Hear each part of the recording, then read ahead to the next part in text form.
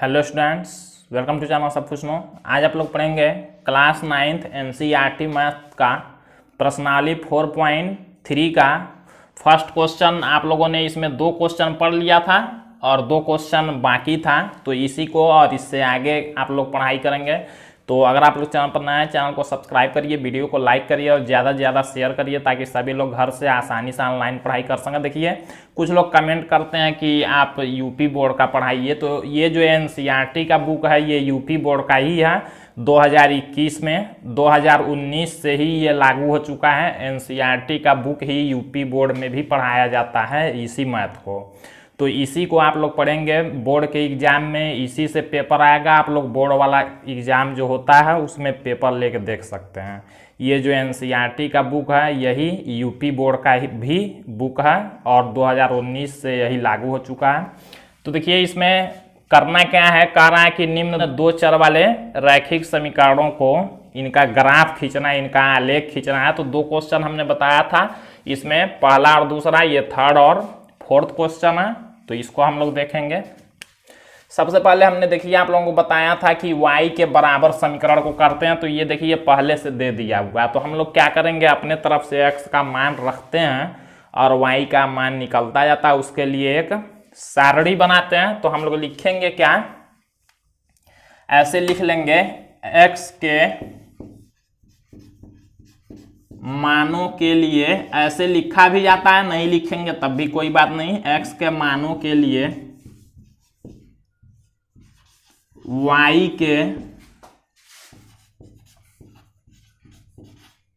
के संगत मानों की सारणी, हम लोग एक ये सारणी बना रहे हैं। तो वही हम लोगों ने लिख लिया x के मानों के लिए, मतलब x के जो मान हम लोग रखेंगे y के संगत मानों की सारणी। तो y के मान क्या होंगे, हम लोग यहाँ पर एक सारणी बनाएंगे। हमने आप लोगों से बताया था कि जो सारणी बनाएंगे कम से कम उसमें 3 अंक, 3 से ज्यादा जितना चाहेंगे ले लेंगे, 3 से कम नहीं लेंगे। 2 पर भी काम चल जाता है लेकिन कम से कम 3 लेंगे, 3 से अधिक जितना चाहेंगे ले सकते हैं।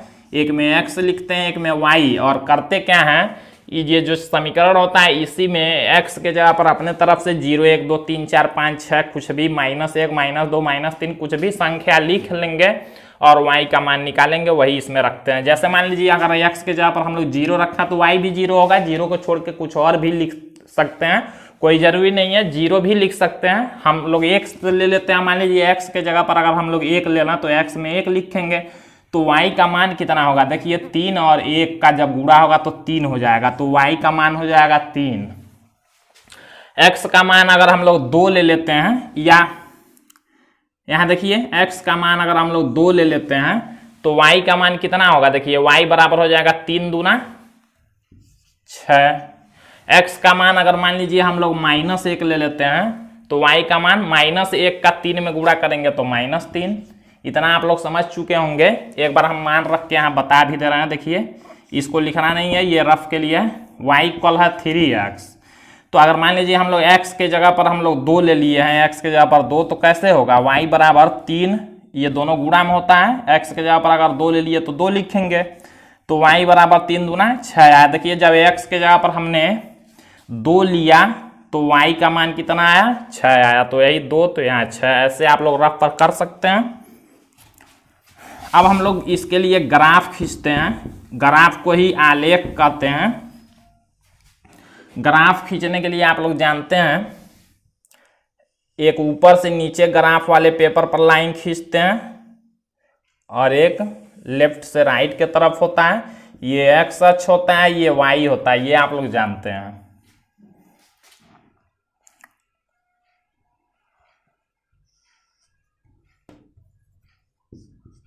तो देखिए, बीच में मूल बिंदु होता है, इधर बराबर दूरी पर सभी संख्या बराबर दूरी पर कुछ x में ध्यान दीजिए एक बार और फिर से समझ लेंगे आप लोग। इधर देखिए +1 +2 +3 +4 +5 ऐसे बराबर दूरी पर होते हैं। प्लस वाले संख्या x देखिए यहाँ से यहाँ तक है, तो यहाँ से इधर x प्लस में और इधर माइनस में होता है। इधर जब लिखेंगे तो -1, -2, -3, -4, -5, -6 ऐसे इधर होता है। इसी तरह से देखिए y ऊपर से नीचे तक है तो ऊपर के तरफ y प्लस होता है और नीचे के तरफ y माइनस होता है। नीचे के तरफ y माइनस होता है।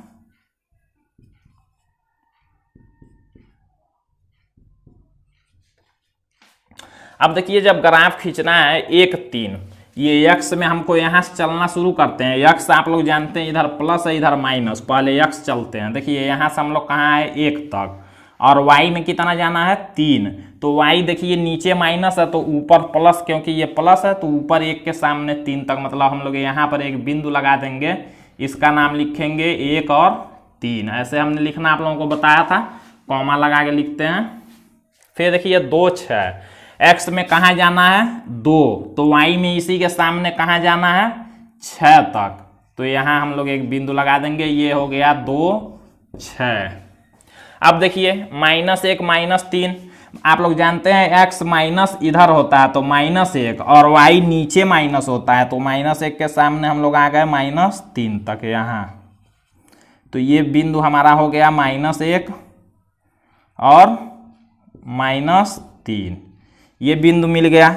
अब देखिए हमको जो बिंदु मिल गया है इसी को मिलाते हुए हम लोग ग्राफ अपना बनाते हैं। ग्राफ आप लोग जानते हैं स्ट्रेट लाइन होता है, मतलब एक सीधी रेखा, तो आप लोग इसी को मिला देंगे स्केल की सहायता से, एक सीधी रेखा बनेगी। तो देखिए ये हमारा आलेख हो गया समीकरण के लिए। अब हम लोग इस वाले को देखते हैं। तो देखिए इस वाले समीकरण के लिए अब आलेख खींचना है तो हम लोग क्या करेंगे, इस वाले को पहले हम लोग हल करेंगे। हल करना हमने आप लोगों को बताया था कि y के बराबर लिखते हैं, मतलब y के तरफ केवल बाएं तरफ y को रखते हैं, मतलब एक तरफ y रहेगा बाकी तरफ दूसरे वाले संख्या रहेंगे। तो जैसे मान लीजिए देखिए y को हम लोग बाएं तरफ करते हैं तो इसको देखिए ये 2x को y के से ज्यादा 2x है, 2x को पहले इधर कर लेते हैं। हम लोग लिखेंगे 3 - 2x हो जाएगा, क्योंकि 2x बराबर की इधर प्लस में है, तो हम लोग जब बराबर के इधर करेंगे तो -2x होगा और बराबर बच गया क्या y।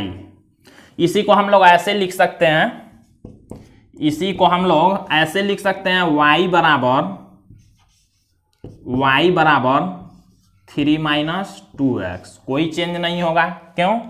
क्योंकि पूरा संख्या हमने जब इधर से इधर किया और इधर से इधर तो कोई चिन्ह नहीं बदलेगा, तो y = 3 - 2x हो गया।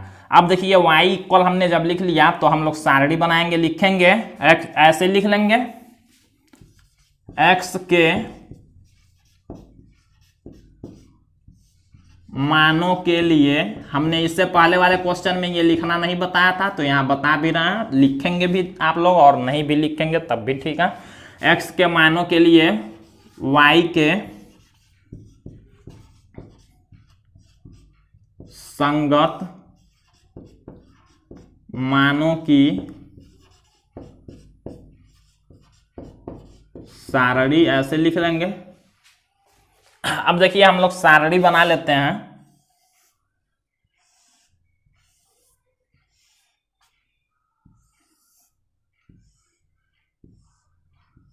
3 से ज्यादा भी मान लिख सकते हैं आप लोग, एक्स वाई ले लेंगे।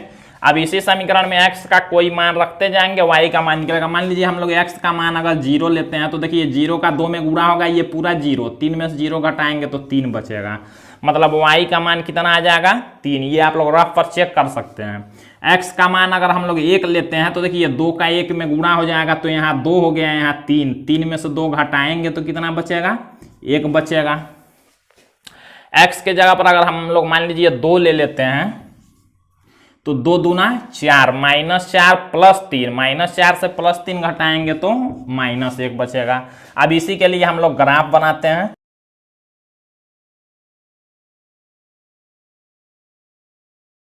ये हम लोगों ने x अक्ष खींच लिया और ये y अक्ष हो गया।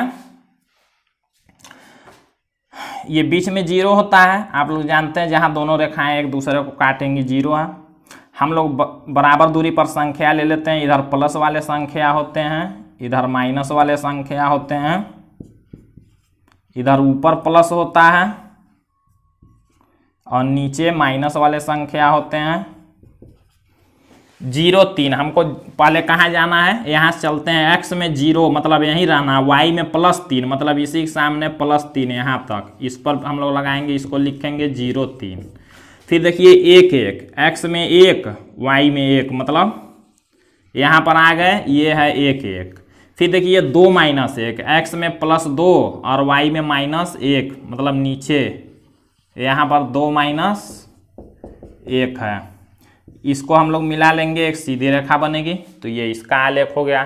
तो देखिए कितना इजी है आलेख खींचना, कोई दिक्कत नहीं होगा, आप लोग आसानी से खींच सकते हैं। तो ये पहले का 4 क्वेश्चन दिया था, पूरा कंप्लीट हुआ। हम लोग सेकंड क्वेश्चन देखते हैं।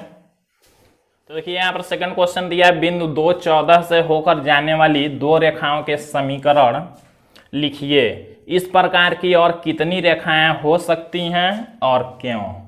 कह रहा है कि बिंदु 2 14 से होकर जाने वाली 2 रेखाओं के समीकरण लिखिए।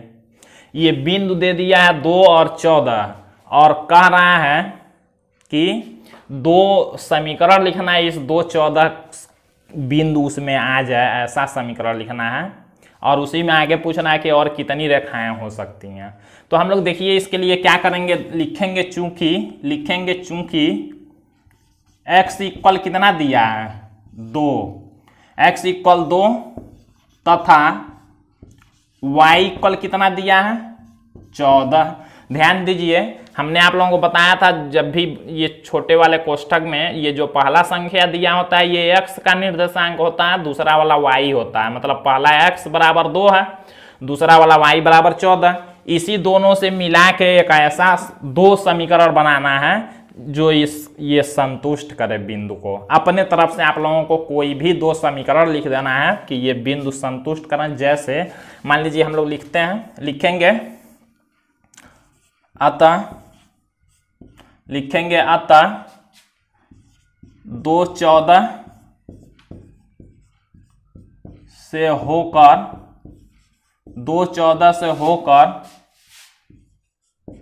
जाने वाली 2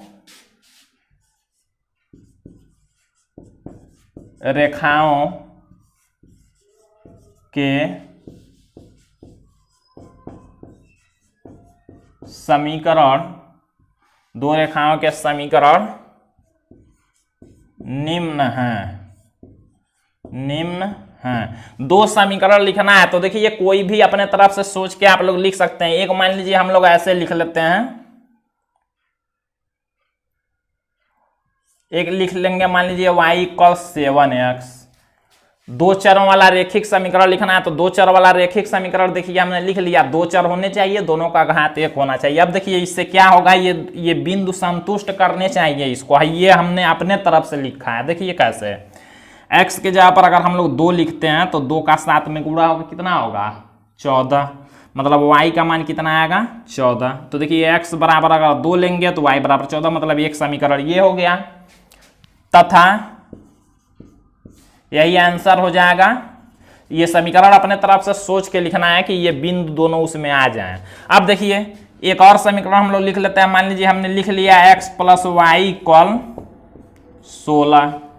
इससे देखिए क्या होगा, एक आंसर ये हो जाएगा। क्यों, x के जगह पर अगर मान लीजिए हम लोग 2 लिखते हैं और y के जगह पर 14 लिखते हैं तो 2 और 14 जोड़ के 16 होगा। देखिए समीकरण संतुष्ट हो रहा है, दोनों समीकरण साइड बराबर आने चाहिए। x के जगह पर यहाँ भी 2 लिखते हैं तो 7 दूना 14, y के जगह पर 14 और यहाँ x के जगह पर 2, 2 7 14, दोनों साइड बराबर, यहाँ भी दोनों साइड, तो ये दोनों समीकरण होगा। अब देखिए ये दोनों आंसर हो जाएंगे। आगे पूछा है इस प्रकार की और कितनी रेखाएं हो सकती हैं और क्यों।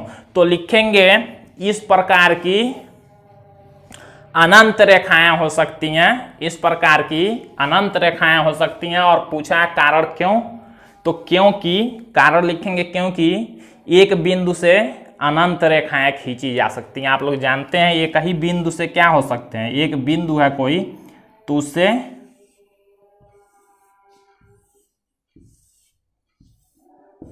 अनंत रेखाएं खींची जा सकती हैं।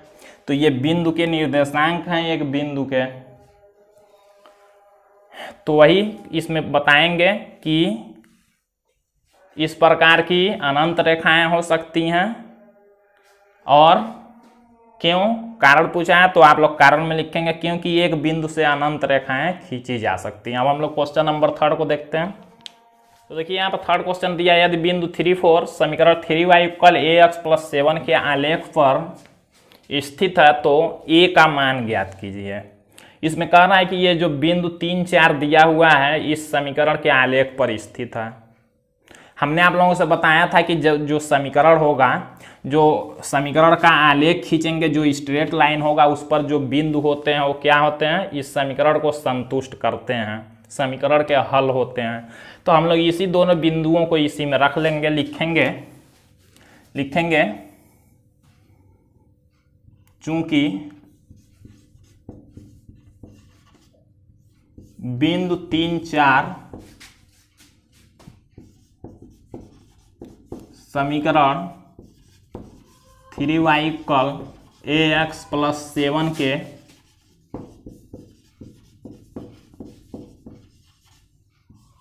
आलेख पर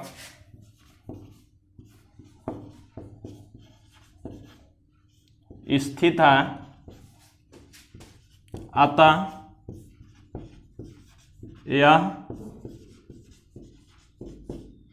समीकरण को संतुष्ट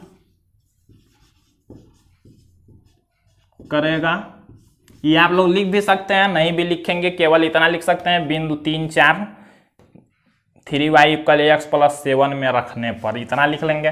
तो हम लोग देखिए ये समीकरण को लिखते हैं, 3y = दे दिया है ax + 7, पहला वाला x होता है आप लोग जानते हैं, दूसरा वाला y, तो हम लोग मान रख लेते हैं 3 × y के जगह पर 4 लिख लेंगे और इक्वल a × x के जगह पर 3 लिख लेंगे और +7, 3 का 4 में मल्टीप्लाई 12 होगा, यहाँ 3 का a में 3a और +7, 7 को इधर पक्षांतर करेंगे तो 12 माइनस में 7 होगा इक्वल 3a, तो 12 में से 7 को माइनस करेंगे तो 5 इक्वल 3a। a का मान पूछा है, a का मान ज्ञात कीजिए। हम लोग 3 को ही पक्षांतर करेंगे, इधर मल्टीप्लाई में इधर डिवाइड में होगा, तो 5/3 होगा इक्वल a, यानी कि यही हमारा आ गया a इक्वल कितना, 5/3, यही आंसर हो जाएगा। a का मान पूछा था, a का मान हम लोगों ने निकाल लिया है ऐसे।